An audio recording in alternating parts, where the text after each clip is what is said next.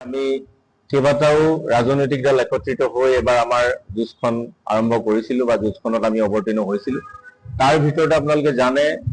যে ৰাইজৰ দলো আমাৰ লগত আছিল, কিন্তু অতি দুৰ্ভাগ্যজনকভাৱে আপোনালোকে দেখিছে নিৰ্বাচন অনুষ্ঠিত হৈ যোৱাৰ পাছৰে পৰা নিৰ্বাচন ফলাফল হৈ যোৱাৰ পাছত ৰাইজৰ দলৰ সন্মানীয় সভাপতি অখিল গগৈ ডাঙৰীয়াই আমাৰ অসম প্ৰদেশ কংগ্ৰেছ কমিটিৰ সন্মানীয় সভাপতি গৌৰৱ গগৈ ডাঙৰীয়াক যেনেধৰণে আক্ৰমণ কৰিছে আৰু গোটেই নিৰ্বাচনটোত জয় পৰাজয় আচলতে পৰাজয়ৰ মূল নায়ক হিচাপে অভিহিত কৰিবলৈ তেওঁ যি প্ৰয়াস কৰিছে তাক আমি প্ৰথমতে নৎসাত কৰিছো আৰু তেনে কাৰ্যৰ পৰা তেখেতক বিৰত থাকিবৰ কাৰণে আমি আহ্বান জনাইছো। প্ৰথম কথাটো হ'ল যে নিৰ্বাচন এটা যেতিয়া খেলে, সেই নিৰ্বাচনত যেতিয়া ঐক্যবদ্ধভাৱে খেলে, তেতিয়া সেই ঐক্যবদ্ধ নিৰ্বাচনী এটা প্ৰক্ৰিয়াত বা নিৰ্বাচনী ব্যৱস্থাটোত জয় পৰাজয় কেৱল মাত্ৰ এজন মানুহৰ কাৰণে নহয়, তাত হয়তো বহু কেৰুণ থাকিব পাৰে। যিবোৰ কেৰুণৰ কাৰণে আমি যোৱা নিৰ্বাচনত আমি আশা কৰাৰ দৰে ফলাফল লাভ কৰা নাই, সেই আশা কৰাৰ দৰে ফলাফল লাভ নকৰাৰ কাৰণবিলাক আজিৰ তাৰিখত আমি বিশ্লেষণ কৰাৰ বিপৰীতে আজি আমি কেৱল মাত্ৰ গৌৰৱ গগৈ ডাঙৰীয়াক দোষাৰোপ কৰিবৰ কাৰণে অখিল গগৈ ডাঙৰীয়াই যি প্ৰয়াস কৰিছে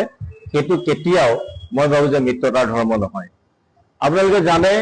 যে নিৰ্বাচন এটাত জয় পৰাজয়ৰ কাৰণবোৰ যদি বিশ্লেষণ কৰা নাযায় তেতিয়াহ'লে অনাগত দিনত কেতিয়াও তাৰ এটা সুফল লাভ কৰিব নোৱাৰে। কিন্তু তাৰ বিপৰীতে যদি নিজৰ আচলতে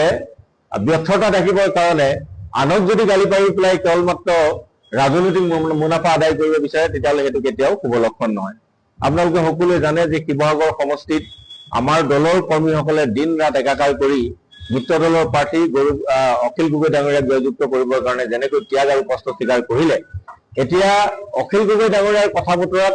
আমাৰ দলৰ নিষ্ঠাবান কৰ্মীসকলে খুব দুখ পাইছে। সেইকাৰণে আমাৰ জিলা কংগ্ৰেছক তেওঁলোকে লিখিতভাৱে, জিলা কংগ্ৰেছক আমাক মৌখিকভাৱে সকলোবোৰ কথা জনাইছে যে মিত্ৰতা হোৱাৰ পাছত আমি দিন ৰাত একাকাৰ কৰি আমি অখিল গগৈ ডাঙৰীয়াক জয়যুক্ত হ'বৰ কাৰণে বা জয়যুক্ত কৰিবৰ কাৰণে যিখিনি ত্যাগ আৰু কষ্ট স্বীকাৰ কৰিলো, তাৰ প্ৰতিদান অখিল গগৈ ডাঙৰীয়াই যেনেকৈ আমাৰ সভাপতিগৰাকীক গালি গালাজেৰে তেওঁ আচলতে প্ৰতিদান দিব বিচাৰিছে তাক প্ৰতিবাদ কৰিবৰ কাৰণে দলৰ কৰ্মীসকলে ইতিমধ্যে তেওঁলোকে মন বান্ধিছে। আৰু সেইকাৰণে এই গোটেই কথাখিনি আমি আপোনালোকক অৱগত কৰিবৰ কাৰণে আজি এই সভাখন আমি আচলতে অনুষ্ঠিত কৰিছো।